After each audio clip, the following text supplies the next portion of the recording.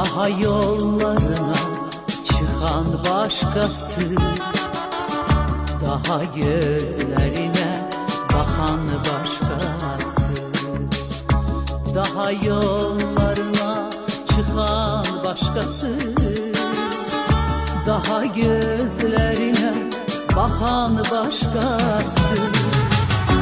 Daha ellerini sıkan başkası, senin hasretini çeken seneler.